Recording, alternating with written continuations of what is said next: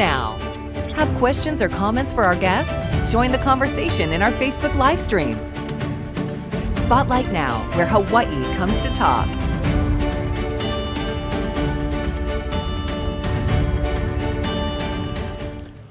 Well, thanks for tuning in here to Spotlight Now on Hawaii News Now. We are going to begin our conversation about rediscovering Hawaii. So it is a movement by one of our presenting sponsors, the Hawaii Executive Collaborative. And it's a conversation we've had a few times now on this show. So if you're familiar with it, some of the topics that we're going to be discussing will sound familiar, but we're always great and always look forward to getting an update on where things stand. But before we begin this conversation, we want to encourage all of you who are watching at home or online to enter your comments into the Facebook section of our page at Hawaii News Now, or you can email us here at spotlightnow@hawaiinewsnow.com. And we already have a question in the queue ready to go for our first guest, and that is Governor John Waihee. Governor, so good to see you. Thank you. It's nice to come back for a visit. Welcome back. It's like going and visiting the people on the other side, something. We are so blessed to have you with us.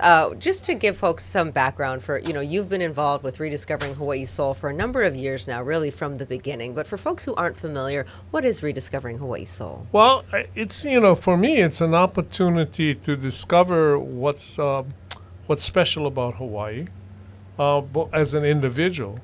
But more importantly, in a way, as a community, people, all of us living here, why is this someplace that we fall in love with, and how do we keep it in a way that keep Hawaii in a way that we continue to have that kind of a relationship. So let's talk a little bit about the conversations that are happening during these gatherings between leaders in the community of Rediscovering Hawaii. So what are some of the things that have been discussed and some of the successes that you've already seen from this movement of really examining some of the core issues that we are facing here in Hawaii? Well, first of all, I don't think there's a single issue that if it's not of concern, I don't know any issue that is of concern to the community that doesn't get discussed within the context of rediscovering Hawaii. So actually the whole movement really clicked off because we were at a number of us were at a conference, and I think it was at the Four Seasons on the Big Island. And it's, like 30 miles away from where people were. I think it's 30 miles, but, whatever it is, a relatively short distance away from the people who had occupied Mauna Kea doing the TMT protest. And here we are talking about how we're going to make Hawaii better, and right up on the on the mountain there were people that were totally dissatisfied. So how can that juxtaposition exist? And so I think it was a real credit to people like Dwayne Carrizo and others who were the movers in the Hawaii Executive Conference to say, look, let's see if we can make ourselves, in a sense, more relevant by actually getting into some of these issues. And that was the beginning, I think, of this whole journey. Because at that point in time, we realized that, people may be on different sides of an issue. They still actually, had the same foundation. When we got through, for example, with Mauna Kea, it was about Aloha Aina. It was about how do we treat Hawaii special. It really wasn't about what in a sense, the surface discussions might be about astronomy and so forth. It was about how we treat the island. Mm-hmm. And therefore, we all had the same foundation. And all of a sudden, you found people that were completely, ordinarily opposite, trying to work together. And so, the whole idea of that led to a lot of things. For example, when the movement's now involved with things like kingdom lands, which is a perennial issue of discussion at the legislature, or even going forward, things that are yet to happen, like maybe trying to figure out how people can actually at least discuss and know various points of views about the releasing of lands to the military. In fact, almost any issue that is of concern to the general community gets discussed in Rediscovering Hawaii Soul.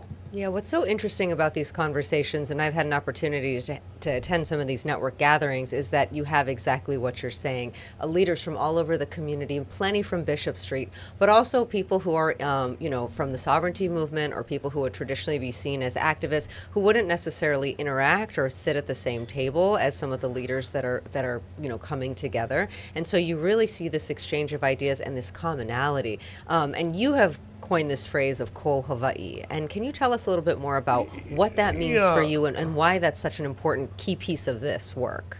Well, it's a key piece because what we've discovered, I mean, it's actually been very exciting. I mean, to be in a room full of people who ordinarily you wouldn't think of as being capable of doing that, or even wanting to spend the time of doing that. I mean, this is going to be kind of a long explanation, but about Ko Hawaii. But I wanted to underscore the depth of what it actually consists of. I mean, one example would have been watching somebody like Walter Riddy get up and talk with passion about what's happening to Molokai, and what Molokai used to be, and what the people wanted to be in the future, and yet they are being normally thought of by people sitting on Bishop Street as just a bunch of noisy activists. Nobody had actually listened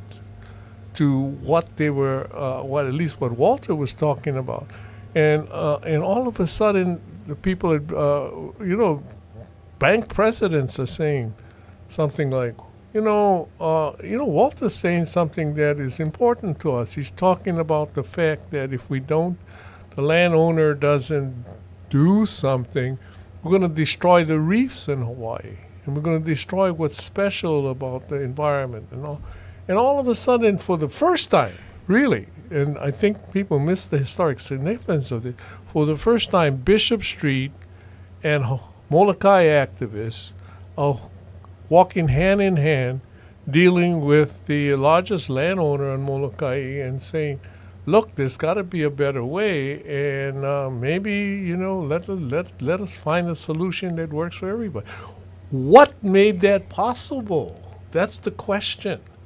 And to me, what made that possible was that everybody ultimately shared the same love for Hawaii, although they may have been expressing it in different ways. And so and that's what Ko Hawaii sprung out of. It sprung out of this idea that those of us that live here have a special attachment to the islands, to Hawaii. And actually, that's not something that I created.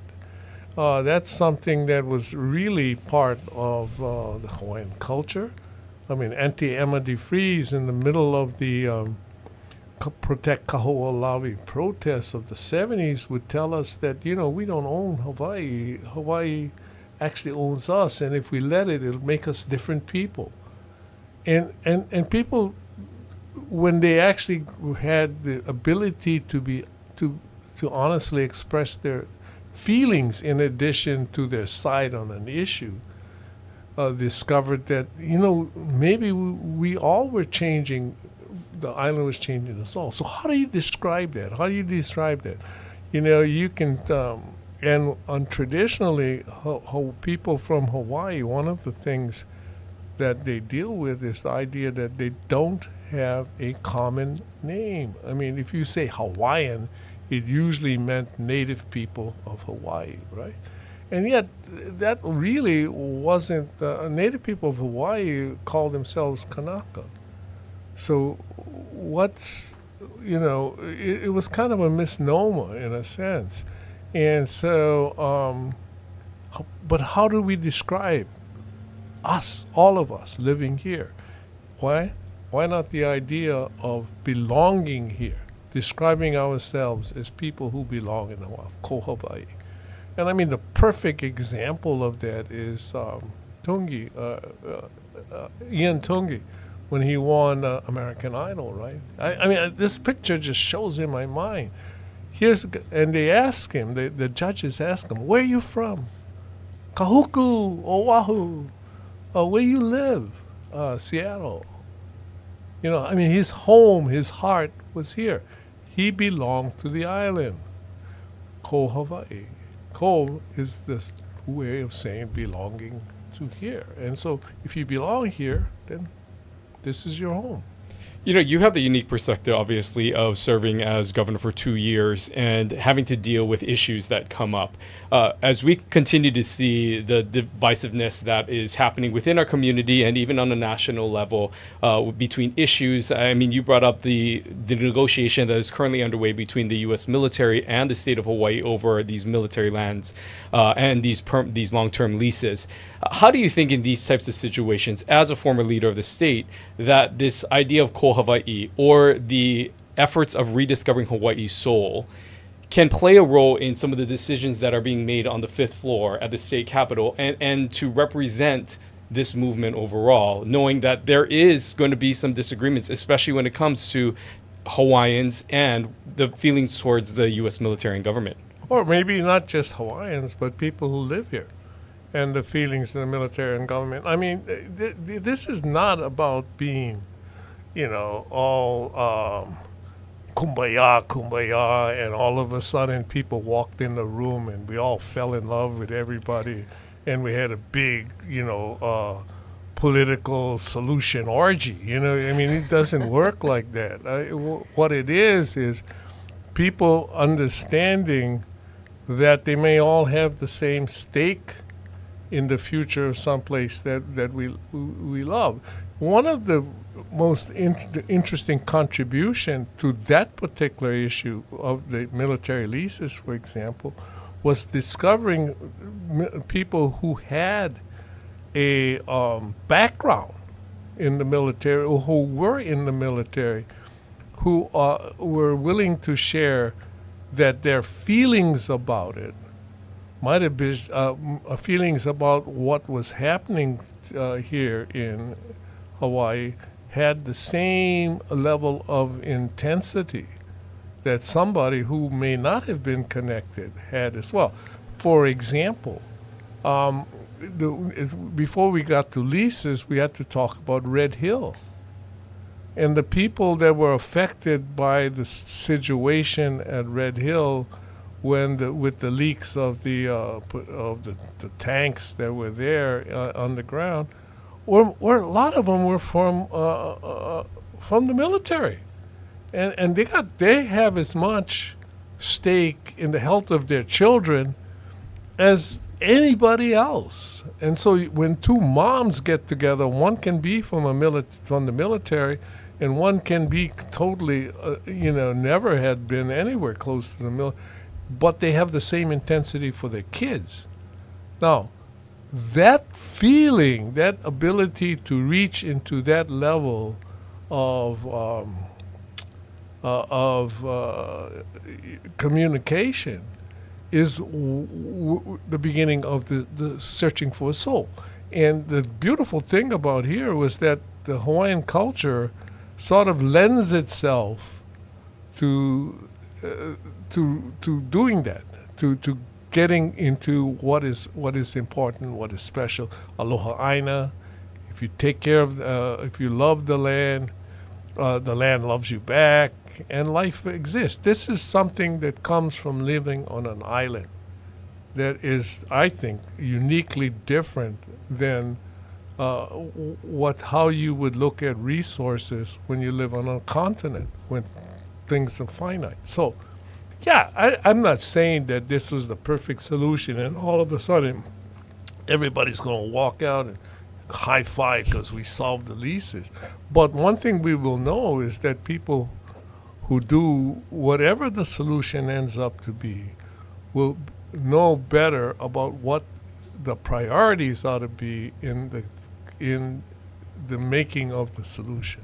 You know, a lot of what I hear you saying really is also having voice, right? And there's a question here from Courtney, and we love that viewers write in. So thank you, Courtney, for submitting a question for the governor. She says, as a Kanaka Maoli and past two-term governor, do you feel the Native Hawaiian people are getting treated pono or properly? And this is not necessarily in the context of the land leases, though I'm sure that, Well, I think it's all of it. Well, I think that it's, it's one of these things where, in a sense, as a Native Hawaiian, it's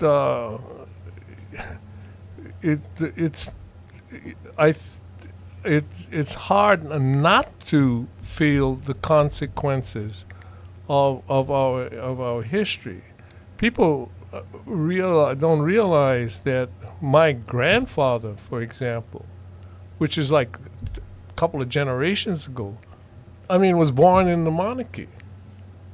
So he had to go through the insurrection and the takeover by the United States. So this is only 2 generations removed. So when you talked about the effects on Native Hawaiian people, you're not talking about a great deal of time. It seems like it. You're talking about 2 generations, 3 generations. So the impact of that will definitely had its consequence, and it's still around today. For example, why is it that when there was a Hawaiian kingdom, this was the most literate nation in the world, and yet young Hawaiian kids today have a hard time in school? What happened? What began? What do you overcome? So the first thing is that I think the first cut is just that. It's just that you can see differences and you can see consequences, and so, but it's underlying all of that is something maybe I think that's more precious, and that is this, and that is the struggle to get the message of a people that lived here for 1,000 years out to the broader community about how important it was to be on an island and how you needed to treat the resources of an island in order to be able to live here, to thrive here. And when we talk about things Hawaiian, the good news is beginning to see that it's not just only about socioeconomic issues, which are important. It's also, and maybe more, about the foundation, the idea of what is our relationship to these islands, and who can tell us what it is. And so the kupuna oftentimes describe that as the reciprocal relationship of Hawaii, of an island. What is that? For a lot of people in our society who may be non-Hawaiian, or even some Hawaiians grow up here, never quite understanding what that's all about, but they start to feel it, and all of a sudden, bam, it's great. One of the things that I hear right now in just the conversation and is being a part of some of these discussions, there's a lot of emphasis that's placed on relationship and building this relationship, you said, between Bishop Street and activists. But when you look at it, one of the things that need to be built back based on history is trust. How does trust and pilina, a Native Hawaiian value, play into this whole navigation of relationship building while trying to move this movement forward? Because at its core, I think a lot of that has to be that trust being reestablished. Yeah, I think that a lot of times, though, when we talk about relationship and we talk about trust, to those of us who grew up in Western education, think of it as relationship always being between 2 people, from you and me, and how we react and how we do. So therefore, trust becomes a matter of time, in a way, of learning each other, but that's not necessarily what we're talking about here when we say relationships. So we talked about when I was growing up and trying to explain this, like you grew up on a plantation, for example, and you would say, us guys. But it wasn't only us guys, meaning the bunch of us friends. You had to put something else to it, and so we would talk about us guys, for example, from Honoka'a. So us guys from this place.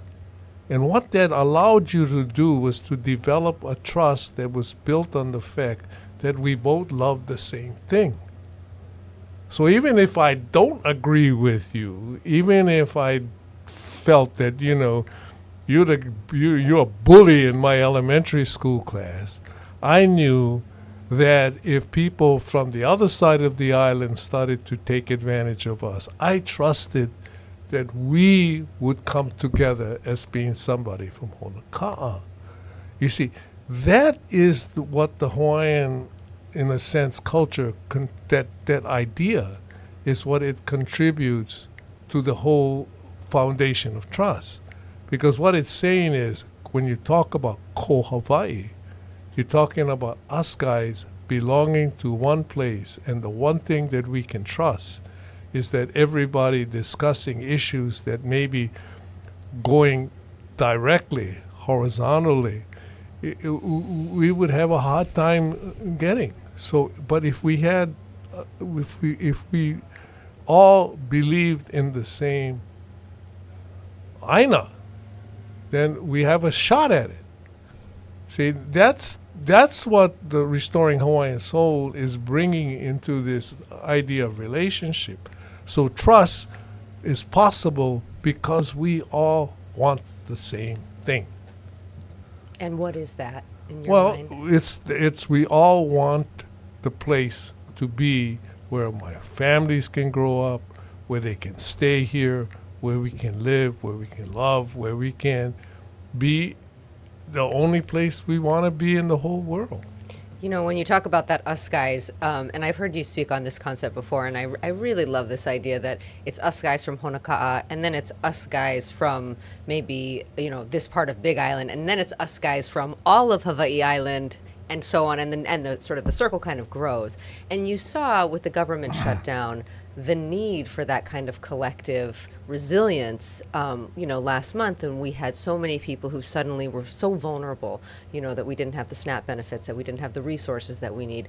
What do you think is the importance of that kind of community resilience and us guys mentality as we face, varying forces, to different degrees? Well, I think the first thing is that the way the resilience or the way that the strength is built is because where we live is special, because it is us guys from here, then it's a matter of ownership in a sense. And it doesn't matter whether like I said, whether your ancestors came on canoes 1,000 years ago or on labor ships or even in airplanes. What you're talking about is that we all share the tools to make Hawaii better by understanding that this is home and there is no other place to go. See, the good thing about this is if you don't do this, then you end up going, like maybe with what we have now, with people leaving, with maybe an economy that's more exploitive than sustainable. All of these problems, you got a diaspora and so forth, come up from a lack of place, a lack of sustainability. So if you want to have prosperity, if you want life, then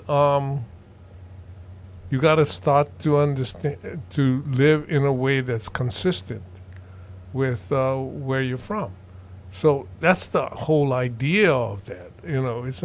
And people kind of mistake this stuff because they think that like it's aloha, like I said, it's all of this.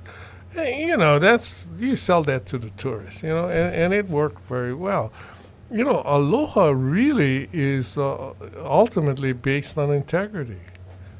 So it's the ability to tell the truth because there is trust in the fact that you both want the truth because you both love the same thing. And that is really really foundational. What would your message be for those who are watching who are a little skeptical of this movement, who say, I've been around for some time. I've seen other similar movements that have tried to unite this community. We continue to see the division.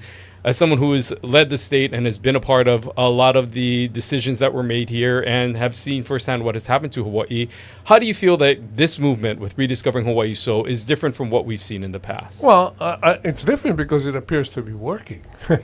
Yeah, I can add to that story too. I've lived long enough to have been through, I don't know, maybe 50 of these movements. I've attended conventions where we all go in and say, we're all getting together and we're going to predict what Hawaii is going to be like in the year 2021 and so forth. And I lived past 2021 and it didn't go that well, So, yeah, in fact, what made me most interested about getting involved with this particular movement was that I kind of looked in, going back to my Molokai example, was that all of a sudden I'm in a room and I see people doing things motivated by the same foundation, and yet they never even knew it.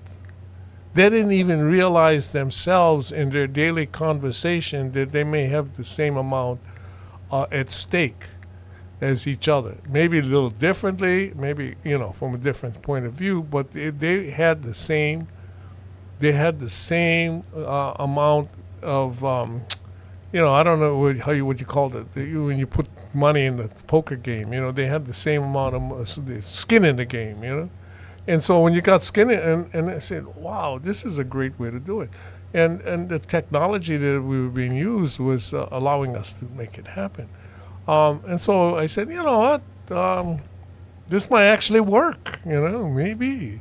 And so all of a sudden, a group of people from Hawaii is sitting in Singapore talking to Molokai Ranches owners for how do we work out a deal that gets it back to the people gets your lands back, which you're not interested in, to the people of Molokai. How does that happen? Well, maybe this one might work. The other side of the coin is to do nothing and just slide into oblivion, and that's kind of untenable. We're almost out of time, but I do want to ask you, we're coming up on a new year, and I always know you to be such an optimistic person. What is your hope for Hawaii and a movement like this, and how you see the future playing out for us? Well, it's the same hope I had in 1978, when we drafted, helped put together the Hawaii State Constitution. And one of the provisions that people never pay attention to in that document is the preamble, which was written by three of the youngest young men in the Constitution. And there's a sentence in there about what we're about here is to control our own destiny and to nurture our people and our culture. And the authors of that document fought very hard not to put S's at the end of the word culture and peoples. And what they were talking about was, in this whole special place, if we haven't learned anything, then we should learn at least this, that every child should be able to be proud of who they are, no matter what their background is. Or maybe, and how they got here. Somebody sacrificed for them to be here, but now they're here. Everybody should be very proud of that. And at the same time, not forget that we're bigger than our backstory. That as a result of living together here, we actually become a new people. We become something that is more than just our ancestral lines. And that's Hawaii. That's belonging to Hawaii. And that's what I hope happens. I always love it when you come visit us. Please come again soon. Thank you. The website is hawaiisoul.org. You can learn more about Rediscovering Hawaii Soul, find out how you can get involved. We'll be talking to Olin Lagon on the other side of the break. Stay with us.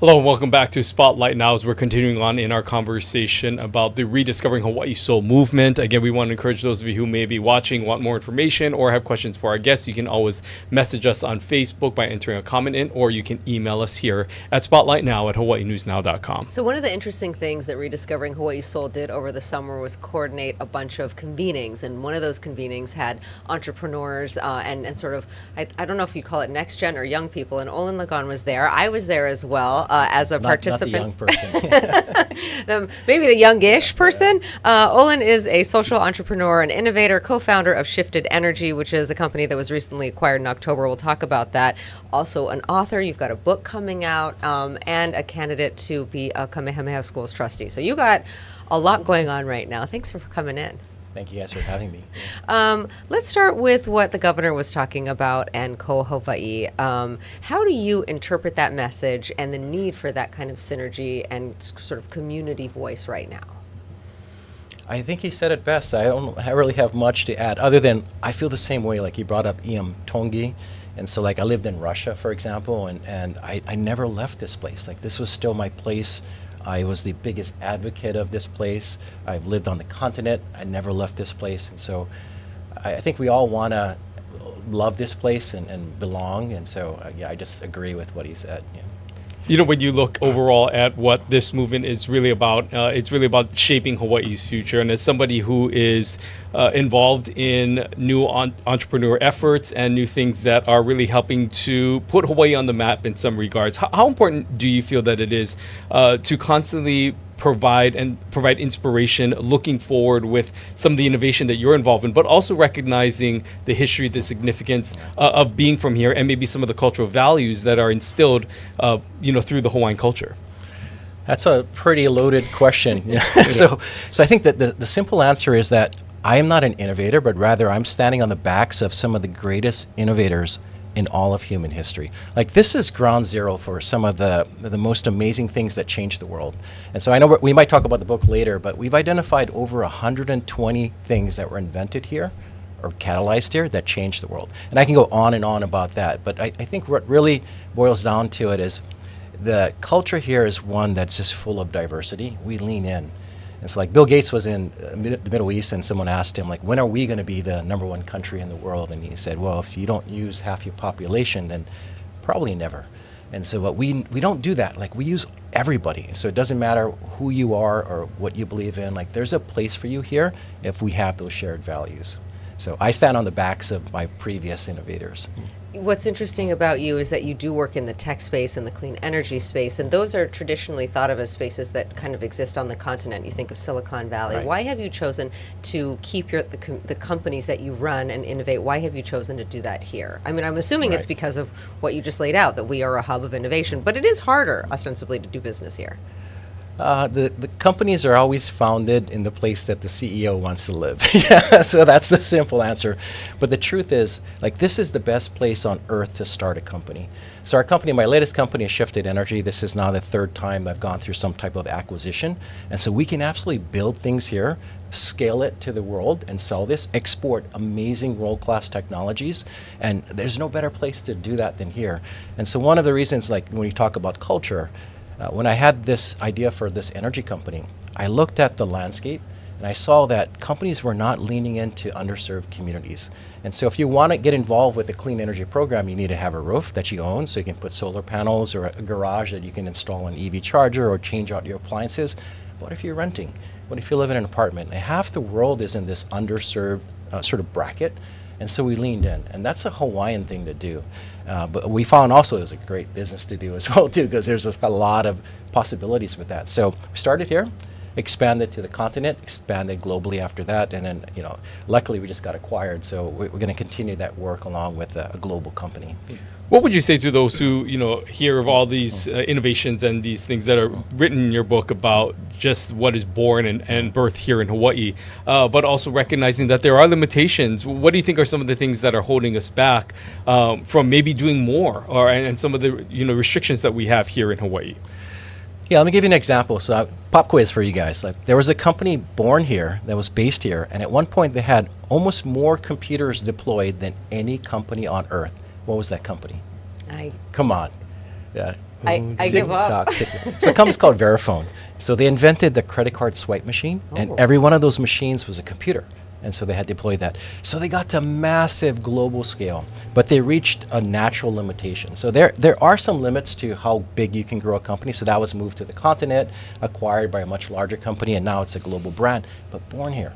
And there are examples after examples of stuff like that was born here. So I think part of the thing that stops us is we do also have a very risk-averse society and culture for really good reasons.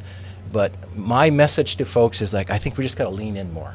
Like, I think there's more we can do to make sure that more companies can stay here and stay here as long as possible. But that requires all of us to kokua. And in that sort of same vein, we had these convenings over the summer. What did you take away from the Rediscovering Hawaii Soul movement? What is your view of the potential for this? You heard the governor says, well, I've been involved with 50 of these, but this one's different. How do you see, I'd venture to guess you haven't been involved in 50, but how do you see this as playing a role in our community? Well, I was kupuna carded at Foodland, so maybe you might want to rephrase that question. I think it's different because when I go to these gatherings, I see folks that are just out of high school to kupuna, which soon I will be in that bracket as well too, and we all have clarity over what's important, and I think that's different.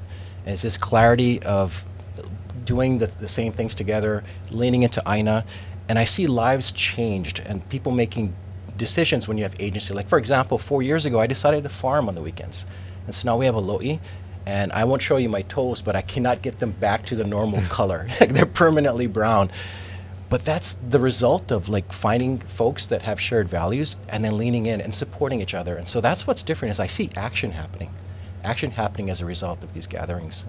I want to ask you something about just what we're also seeing on a national level. And while, as Native Hawaiians and just the Hawaiian community in general and people of Hawaii try to maintain and hold on to things and ways of life that we have established here, there are threats that come in from outside. And, most recently, of course, that's making headlines is what's happening at Kamehameha schools. And just this almost threat that is going against what Pauahi's wishes were. As someone who is being considered as a trustee for this role and to serve under Kamehameha and the perpetuation of the legacy of the princess, how do you think this is important of understanding the history, but also navigating some of the challenges of today when things like this are threatened and could ultimately impact the future generations? It's a great question. When I was 18, I used to surf larger waves. Now I cannot. And so we used to call it a 2-wave hold down. Like, you see the big wave come and you just get pounded. You pop back up and there's an even bigger wave in the back. And so that's what I see at Kamehameha. So we have this lawsuit that's front and center, and it is huge. I don't want to underscore that. Like, this was razor thin margins that allowed Kamehameha to keep their inclusion back in 2005. And they settled for it not to go to the Supreme Court. And so this can end really, really badly. So it requires everyone to get involved. This is not just Kamehameha was started during the Hawaiian Kingdom, and now they have to operate in a completely different environment, different laws, American laws. The exemption that they have, I believe they have to lean in even more. So the exemption is that in the civil rights law, they're allowed to, it's not discrimination, but remediation. So every year there's 85,000 students that get supported by Kamehameha that are not on campus. And that's an army of people, Pauahi warriors that are being created every single year. Not all of them are Hawaiian. Like, leaning in with that, I was one of them. Like, I didn't get a chance to go. I went to 9 different public schools, raised in KPT, so I didn't have that opportunity to go. Our boys did. And so that's one. But I think too, like, that it's not enough just to think about what's in front of you. Like, the bigger issue is AI. Like, with schools, AI is really ground zero for school disruption. And so we are seeing massive disruptions with the technology. I call it a Captain Cook 2.0 moment. That's the second wave that's coming. And so I think the kinds of thinking that we need at levels of the trustee or otherwise, any boardroom, any leadership position, is we have to think out a few more years in that long arc of what kind of threats are coming in, and work damn hard to make sure that we keep this place the way that we think we will be responsible to pass on to our next generation. I want to follow that thread a little bit more, this idea of this Captain Cook 2.0 movement or moment in the context of AI. Tell us a little bit more about what you mean by that and how we navigate that moment. Well, we would need more time on the navigation side, but I will be putting out a book on a strategy guide for local organizations because I'm really concerned about the effect of AI. But if you just look at where we're heading, so now if you work in front of a computer and you're not interacting with a person, very likely within 2 years, your job could easily be displaced for something that will cost $20 a month for a company to subscribe for. And every metric across, like medicine, law, architecture, software engineering, the bots are beating us. And this is today, and they're just getting better and better every year. And I don't think people are seeing this. We have one son at MIT, and he wanted to study computer science at arguably the best school on the planet for that. This is the year they said, no, pick something else. And so when you think about that, they're burning the canoes. Like, that's leadership there. They're telling their kids, like, this is not the most relevant topic, so you can maybe take it as a minor, but pick something else. So these signs are all around the place, and I don't think enough people are leaning in to learn about these signs. And so knowing that is the first step. And the second part is really the strategy to adopt different parts of it to make sure that it is aligned with our values, that it serves us, if it regenerates, not extracts, and so forth. There's a lot of different components on the navigation side. As someone who thinks about some of these issues and writing books and tries to navigate some of these issues, what is it in you that makes you feel that we can make a difference here? Because I think that is one of the things that I've experienced, and many kids from Hawaii may experience, when you see an issue like AI, that's a global issue that everyone is dealing with. how is someone in Hawaii going to make a difference in this global issue and begin making waves here? Because oftentimes, we look at ourselves sometimes as, maybe not as significant because of our location and how big we are. What is it in you that is inspired to take on that challenge, and how do you communicate that to future generations? I love that question. If you were to boil the world down to like 6 million people, put us in a stadium, it's the Where's Waldo? We're like the 1 out of 6 million. Like, that's us compared to the rest of the world. So we're really tiny. And so, but I don't care about it. I honestly believe we can compete with any company, any organization, any movement on earth. And so, and I've done that in my life. Like, one of my companies in 2002, I came up with a concept. I was running a statewide bank, a compassion bank, so we were a community-based bank, and I learned about how to fund folks that didn't have opportunities for capital, but I wanted to do more, scale it more. So I came up with a concept, wrote a patent, called it social commerce, and that became crowdfunding. We grew that company to $100 million, we sold it, but we invented a whole type of finance here and scaled it out. And so then with our energy company, same thing. So I invented some methods that allowed us to just at scale engage with low-income communities. We can absolutely do that here. And so I hope that, like, I'm the guy from KPT, like, just a simple guy, local boy, public school, went to 9 different public schools, UH. And so my story is not extraordinary. I'm a very simple person. And that's the brilliance of this place, is that every single person here can change the world. And I don't know how I communicate that, other than I think you just got to lead and go. Yeah, I mean, this is the person who invented crowdfunding. It's pretty remarkable. Let's talk about your book, because I think that dovetails really nicely. What did you mean to set out with this book for people who aren't familiar? What's it about, and what do you hope they take from it? Well, I hope it comes out in January. We're still not POW. So one of the things with sort of the movement that the governor was talking about is they pushed me to just print an early version so we can get some feedback. And so that's some of the great things about the organization. But this book, what I was blown away most about is there are billion-dollar industries that were started here, but those aren't the ones that I find interesting. It's those stories of people that come here that are not born here, but they're so deeply affected. So, like, one story is there was this little girl on the Big Island, and she was playing with sleeping grass, and she asked her dad, "Hey, how come the thing closed?" And dad was like, "I don't know." So they went to the library, and then she read about science, absolutely fascinated by science, and this place welcomed her in as a Waihee of science. And so she just kept studying and studying. And to make a long story short, she became the 6th woman in history to get the Nobel Prize in chemistry. And so, like, that's a story. I don't know if you know her name, but I've just told the story. This is a Nobel Prize winner that still comes here because this is her home. This is the place that she connects to. And so you see story after story. Last one is, like, when you drive up to Like, there's a overpass and it says Kula Kolea. So all this time I'm thinking, Kolea, school for the Kolea, like the bird? That doesn't make sense. Because it's not the bird. Kolea means Korean. So there was a Korean school there. And that family that owned that land back in the 40s and 50s were inspired by Dr. Sun Yat-sen. Another person, the father of China, was educated here and his concepts. And so that family decided to do the same thing, sell all that land and move back to Korea. But then they were inspired by MIT and the education they learned here. So they decided to create an MIT of Korea so that they can explode their country's growth. And this is back when Korea was, mostly agriculture. So they went back and still called the school after Hawaii.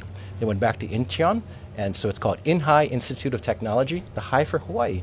And there's still a little plaque there. So those are the stories that really inspired me, is that this place is not just a place of innovation, but if you come here and you become of this place, you too will adopt that legacy.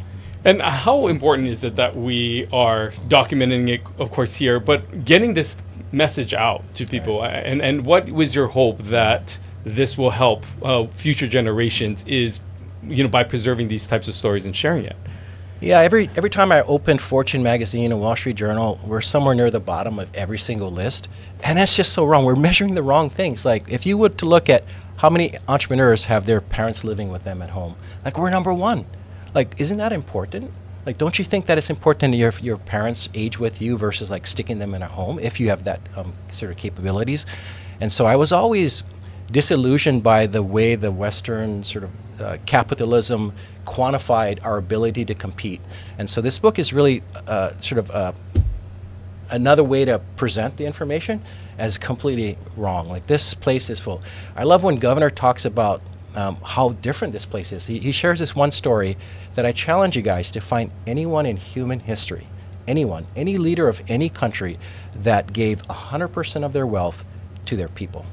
It doesn't exist. You know, Lunalilo did that, and if you read his will, essentially, if you boil it down, it says, "You got nowhere to live, come live with me." And it's not just him. And then you see that even down to Waihee, but Kapiolani, they all went all in for the people. And that's breathtaking to think about that. Yeah, and those institutions are so important for us today. Queen Emma and Queen's Hospital, and we think about St. Andrew's School. I mean, the list goes on and on. I think that that is really powerful. We didn't say the name of the book, so we probably should. It's Innovation Archipelago. Yeah, it's not out yet, but it will be out maybe in March. And it's 120 different innovators in our community. How did you find all of those stories? 2 years of research with Tim Dick. So Tim is a venture capitalist from California. And he was the one that called me. So he started the Super Ferry. So he started a couple of companies, but called me and was like, "You guys have the greatest innovators in all of human history." So not just recent, but back to the kingdom days and prior to that. And so he was remarking about just crazy stuff. Like, for example, he said, no one in history made boats with the engine in the back, 'cause it was better to put in the middle for stability. But because we had a need to put pineapple in there, we put the engines in the back. Every ship is manufactured that way now. First to put refrigeration on ships. So like it just went on and on. So he said, let's document these stories. It took a couple of years. We captured the stories, and we were just blown away by more and more stories that came in. And then that's what is between these covers. Yeah. You know, as we wrap up this conversation and as a whole, when we're talking about rediscovering Hawaii, so why do you think that this movement is important? You know, we talked about just the collection of leaders, the conversation that's happening. Why do you think this is something that needs to continue as important for the future of our state? I think we've lost civility. We've lost our ability to have honest, hard conversations with each other, and that's just so heartbreaking. And at the core of this movement is the realization that we need to have these conversations. We can have these conversations. We may not agree on everything, but we have shared values. And that's the kind of movement that I think will really be the solution to what's happening right now. Just look at how partisan things are getting, and how you just go to Facebook on any day and look at your comments. It is bad. And our kids are watching this. Like, we cannot continue this way. And so this is an example of a movement where we can have hard conversations because we share values. Yeah, what is your hope for Hawaii? I want to ask you the same question that we ended with Governor, thinking about we're entering a new year.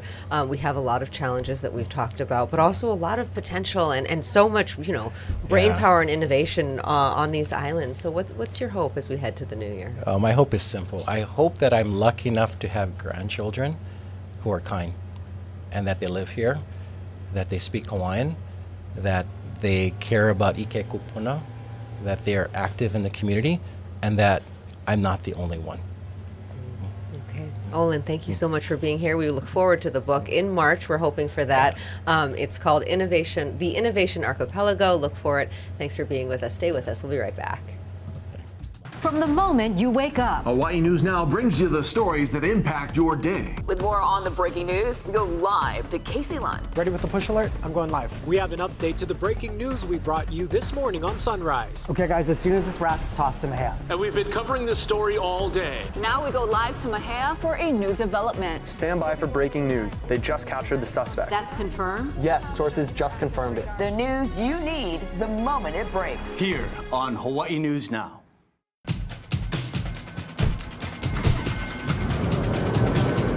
First alert traffic is like always having a helpful passenger right next to you. There's a crash up ahead in the left lane.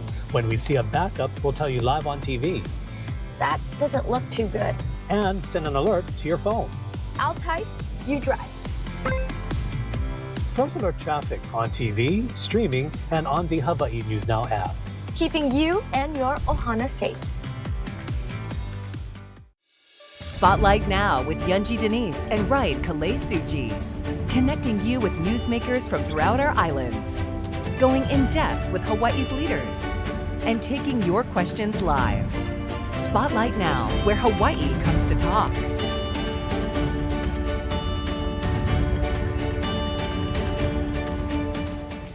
Well, we want to thank both of our guests as we continued on in this conversation about rediscovering Hawaii. So again, it is a movement that has started by the Hawaii Executive Collaborative, bringing together these leaders in our community and having some of these hard conversations about a lot of the issues that we continue to see happening today. We heard from former Governor John Waihee, who really just shared his mana'o. You can hear the wisdom and the history in all that he speaks about, and has really provided great context for this movement and a good baseline, I think, overall of where things are going and what's to come. Yeah, and also being very realistic about outcomes, saying that we don't all need to always agree, that we don't that we don't need to walk out of the room holding hands, but if we have mutual respect and understanding, that's really what he's going for, and knowing that there are a lot of forces that are, coming for Hawaii in a sense, and so we got to maintain that us guys mentality as we face these challenges. And then hearing from Olin Lagon and all of the amazing innovation that he's involved in.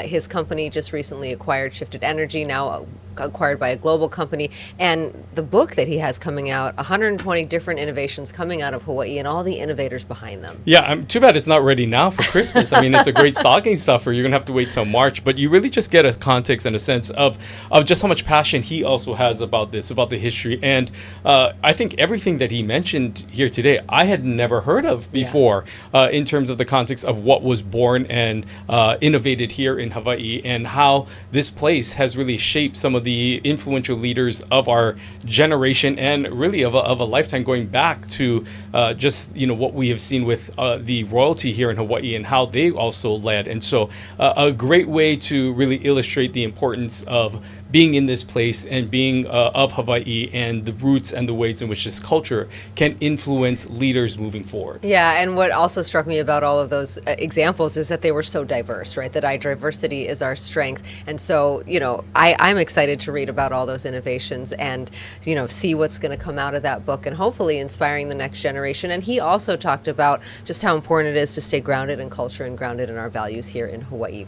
Next week, we're going to be talking with Mayor Rick Blanchiardi. Yeah, that's right. A lot of obviously happening at the city, more than just the city lights. I know that a lot of people are excited that, of course, the Honolulu city lights are up, but there are a lot of things that continue to impact the city that we want to catch up with the mayor about. Of course, we want to also get an update on the relationship with the Honolulu City Council, as well as how things are going in some of the departments, as there is some pushback in some areas with the way in which things are being managed, especially in DPP, that continues to see some delays. And so always good to get an update from him, as well as where things are going with HPD and that search for a new leader of that department. Yeah, we're still with Interim Chief Ratty Vanek. He has expressed on this program and elsewhere that he wants the job. Does the mayor support that?